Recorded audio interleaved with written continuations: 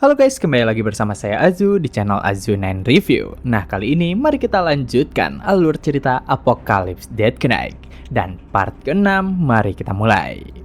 Setelah semua pertarungan Damian sebelumnya berakhir, Victor yang sejak awal dibuat pingsan akhirnya terbangun.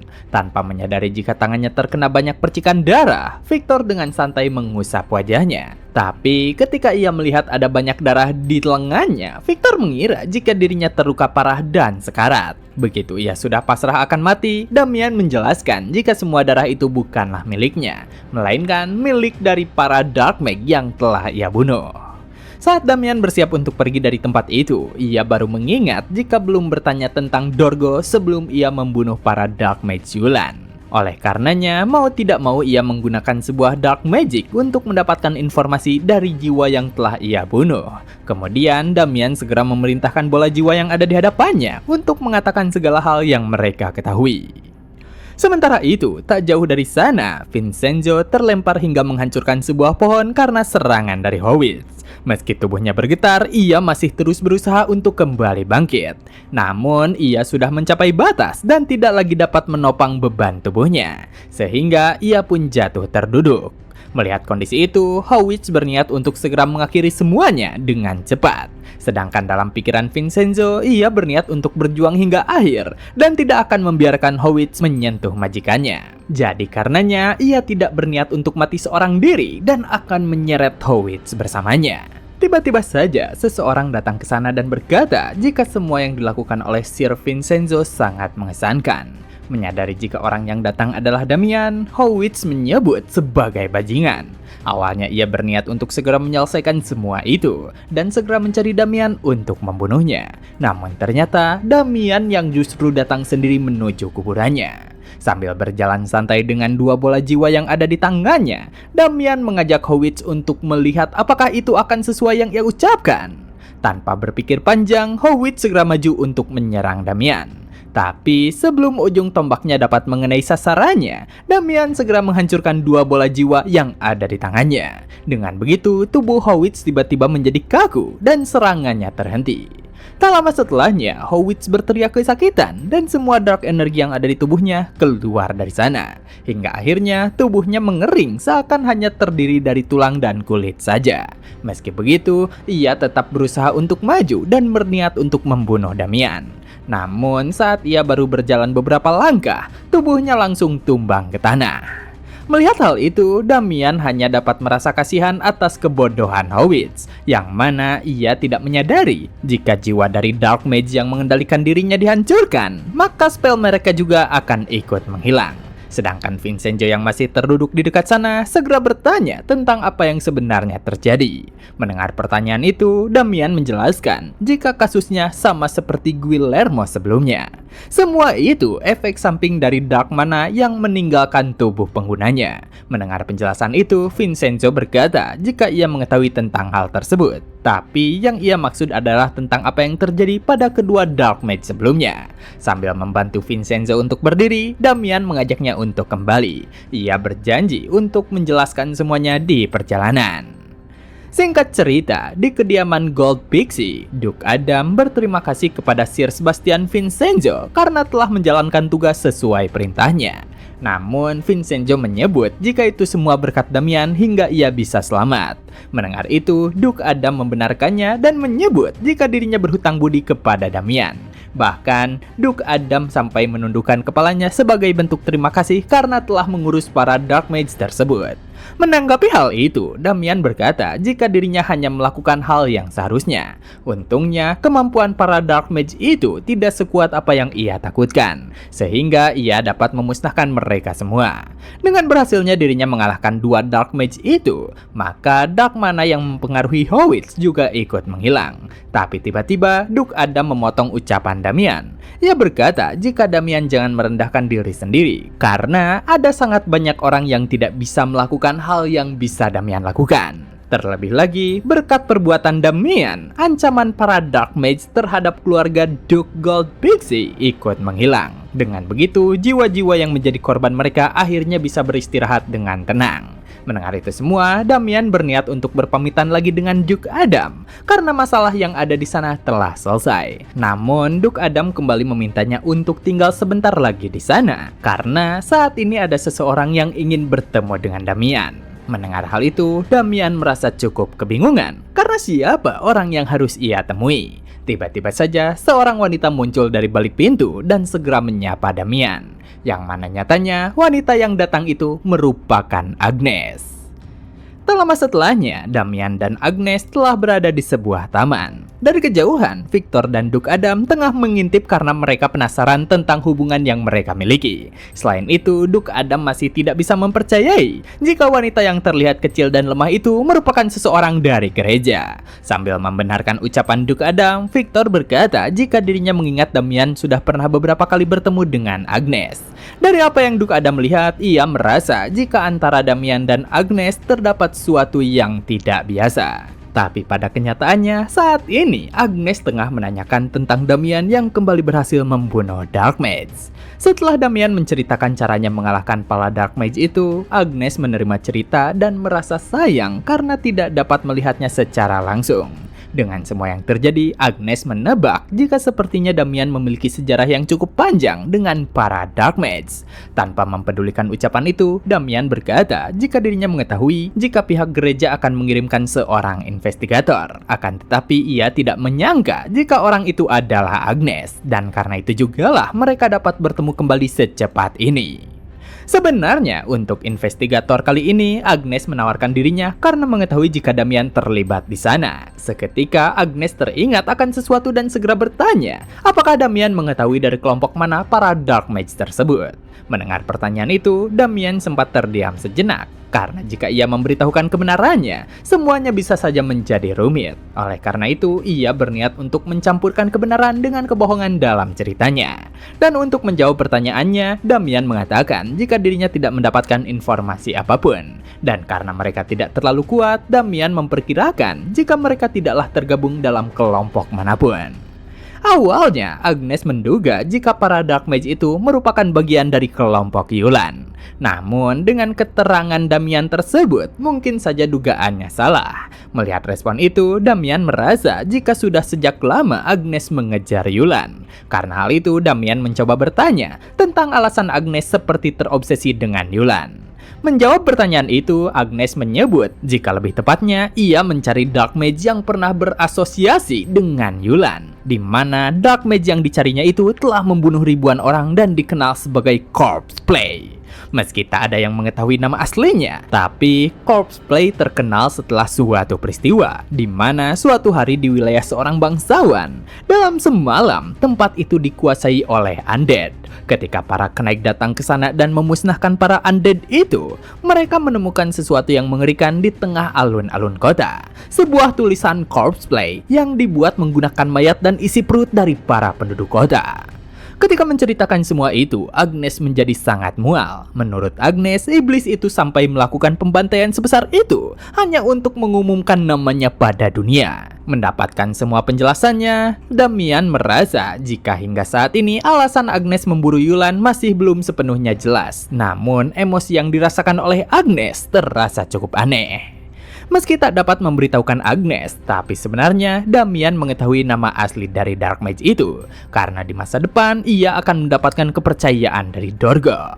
Dengan begitu, ia akan naik pangkat menjadi komandan legion, dan para pasukan undead-nya akan berdiri di garis depan untuk membunuh jutaan manusia dengan cara brutal.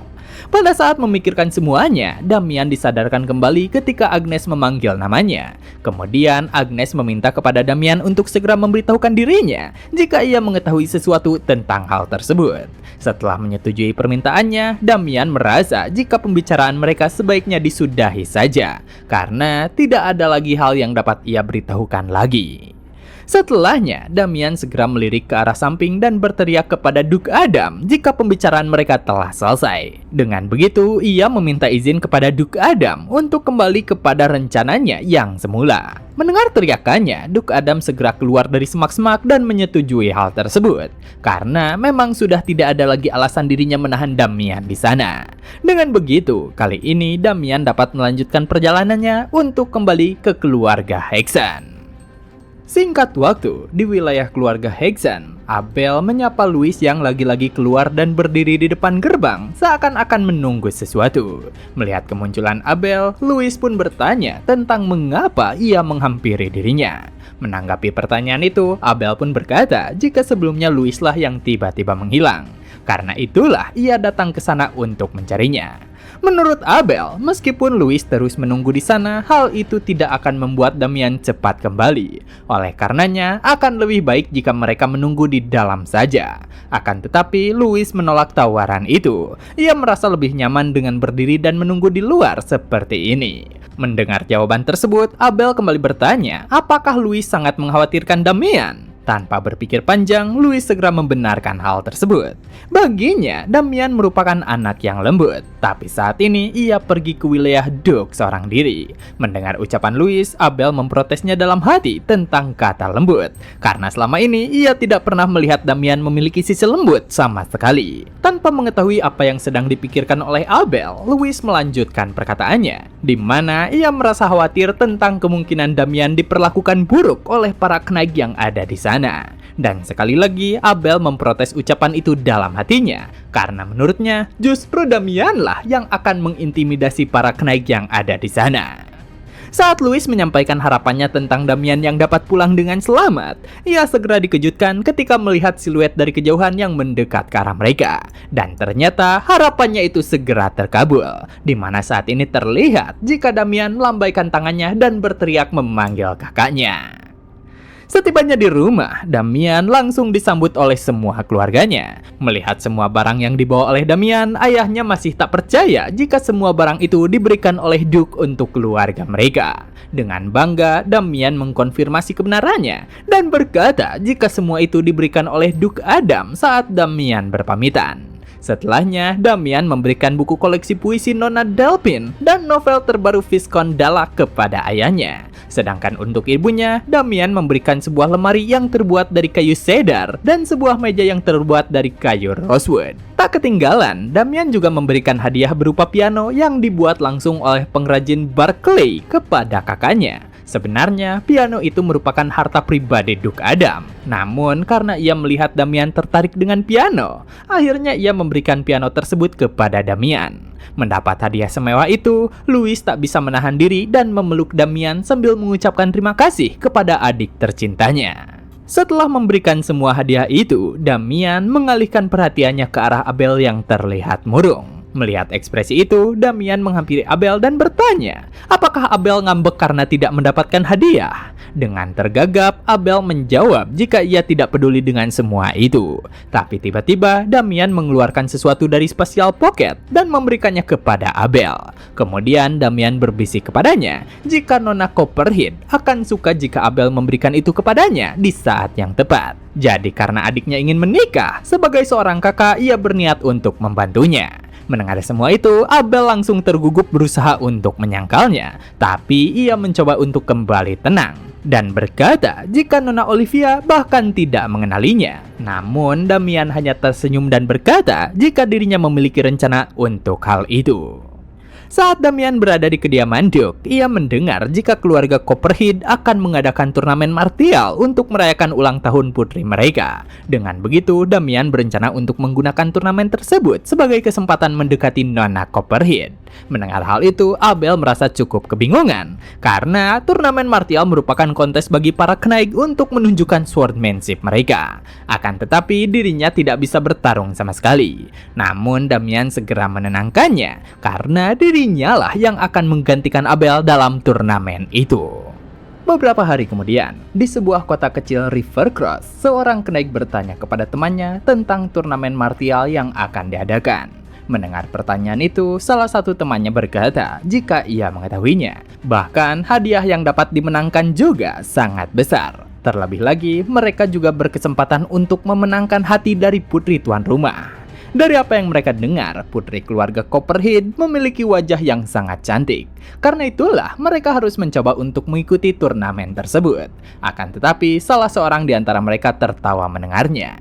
Menurutnya, mereka akan mempermalukan diri karena langsung kalah jika mengikuti turnamen tersebut. Setelahnya, salah seorang di antara mereka menyampaikan kabar yang baru ia dengar, di mana Damian Hexen juga akan mengikuti turnamen itu. Selain itu, rumor tentang Damian yang mengalahkan pewaris keluarga Leonblum tanpa mengeluarkan pedangnya juga sudah tersebar luas. Meski begitu, sebagian besar di antara mereka masih tidak mempercayai rumor tersebut, karena mengalahkan jenius seperti Michael merupakan sesuatu yang tidak mungkin. Setelahnya, salah seorang di antara mereka menyebut jika Damian juga sangat tampan sama seperti dirinya. Mendengar pernyataan itu, kedua temannya menjadi sangat mual, bahkan berniat untuk membunuhnya saat ini juga. Tiba-tiba saja, dari sebuah meja di sebelah mereka, seorang wanita tertawa dengan sangat keras, sedangkan temannya menyebut tentang hal yang mereka bicarakan itu merupakan sesuatu yang konyol. Mendengar ucapan itu, kenaik narsis tadi segera berdiri karena ia mengira orang itu menertawakan dirinya. Namun, wanita itu segera menjelaskan jika yang disebut temannya konyol itu adalah Damian Hexen. Seketika, pemuda itu berdiri dan memukul kenaik tersebut karena ia merasa jika kenaik itu tengah menggoda tunangannya. Melihat kenaik itu terpental hanya dengan satu pukulan, kedua temannya segera mencabut pedang dan bersiap. Tapi pria bernama Jackson itu menyebut jika mereka tidak tahu diri, hingga akhirnya mereka semua dapat dikalahkan oleh Jackson dengan sangat mudah. Setelah melakukan semua itu, Jackson menghampiri salah seorang di antara mereka yang telah terkapar. Ia bertanya kepada orang itu, apakah masih belum mengenali siapa dirinya? Tapi saat orang itu menyebut jika ia tidak tahu, Jackson kembali menghajar wajahnya dengan keras. Setelahnya, ia bertanya kepada tunangannya Sophia tentang kenapa orang-orang berpikir jika Damian lebih terkenal daripada dirinya yang merupakan Jackson Cutter, the Earth Slayer. Dan untuk menenangkan tunangannya itu, Sophia berkata jika orang-orang tersebut benar-benar idiot karena tidak mengetahui siapa yang terbaik. Namun, ketika mengatakan hal tersebut, dalam hatinya Sophia menyebut jika sebelumnya Damian bukanlah siapa-siapa. Tapi entah mengapa, Damian terkenal dalam semalam. Ia menduga jika Damian melakukan semacam trik untuk mendapatkan semua itu. Ia yakin tentang semuanya, karena dirinya merupakan Sophia Russell, mantan tunangan dari Damian Hexen. Setelah sebelumnya Damian kembali ke rumahnya, sekarang ia kembali berpamitan dengan mereka semua. Namun bedanya, kali ini Damian membawa Abel untuk ikut bersama dengannya. Meski ibu mereka merasa sedikit keberatan, namun Damian meminta sang ibu dan kakaknya untuk tak perlu khawatir. Tapi respon ayah mereka cukup berbeda. Menurutnya, itu semua adalah suatu kesempatan yang bagus untuk membawa kehormatan bagi keluarga mereka. Meski begitu, Paul tetap merasa khawatir karena membiarkan kedua putranya pergi ke tempat sejauh itu. Selain itu, ia juga meminta maaf karena seharusnya dialah yang membawa Abel untuk mengajukan lamaran kepada Nona Copperhead. Setelahnya, Paul memberi pesan kepada mereka berdua, di mana kemenangan memanglah sesuatu yang bagus. Akan tetapi, keselamatan mereka berdua merupakan prioritas utama. Dan juga ia mengingatkan Abel untuk tidak lupa melakukan hal khusus yang ia minta kepada Abel. Mendengar pesan itu, dengan serius Abel menjawab jika ayahnya tidak perlu khawatir dan ia akan melakukannya dengan sangat baik. Singkat cerita, perjalanan mereka menuju wilayah Copperhead dimulai. Dalam perjalanan itu, semuanya terlihat sangat canggung. Dalam hati, Victor merasa gelisah karena selama berjam-jam ini, Damian dan Abel tidak mengucapkan sepatah kata pun. Sedangkan Abel yang sebenarnya tidak sedang membaca buku juga merasakan kecanggungan itu. Selama ini, mereka tidak pernah menghabiskan waktu berduaan seperti ini, sehingga ia tidak mengetahui apa yang sebaiknya dilakukannya. Untuk memecahkan kecanggungan, Victor memberanikan diri bertanya kepada Abel. Pada saat itu ia bertanya tentang bagaimana bisa Abel jatuh cinta kepada Nona Copperhead. Mendengar pertanyaan itu, Abel menjadi sangat gugup dan balik bertanya kepada Victor tentang kenapa dirinya menanyakan hal itu. Dan Victor pun beralasan jika perjalanan ini cukup membosankan. Dan hal yang paling cukup membuat ia tertarik saat ini adalah tentang masalah itu. Sementara itu, Damian menyadari jika dalam kehidupannya sebelum regresi, ia mengetahui jika Abel menyukai wanita tersebut. Akan tetapi, hingga akhir ia tidak pernah mengetahui alasannya. Dan kali ini, ia merasa jika itu merupakan kesempatan terbaik untuk mengetahui semuanya. Untuk memperkuat pertanyaan Victor, Damian juga mengaku jika dirinya sangat penasaran tentang hal tersebut. Bahkan, ia juga telah mempersiapkan hadiah untuknya. Selain itu, ia juga berjanji kepada Abel dalam membantunya mendapatkan wanita itu. Jadi, dengan semua yang ia lakukan, apa mungkin Abel masih tidak ingin memberitahunya?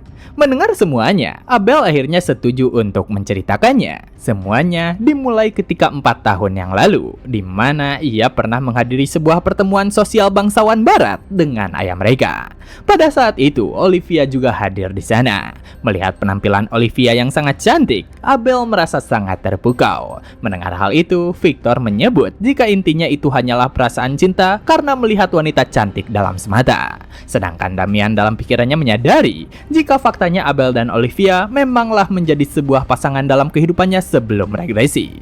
Akan tetapi, Kon Copperhead menolak lamaran Abel. Alasannya cukup sederhana, yaitu karena keluarga Hickson tidak terlihat meyakinkan. Setelahnya, Abel menghabiskan seluruh hidupnya sendirian, dan pada akhirnya Abel mati di tangan Death Knight. Menyadari jika adiknya menjadi jomblo akut pada saat itu, kali ini Damian akan memastikan jika kejadian itu takkan pernah terulang. Namun, saat melihat wajah serius Damian, Abel justru merasa cukup khawatir. Dan begitulah part kali ini telah selesai. Jangan lupa like jika kalian suka dengan konten yang kami bawakan. Serta terima kasih banyak kepada kalian semua yang telah menonton video kali ini. Saya Azu dan sampai jumpa kembali di video berikutnya.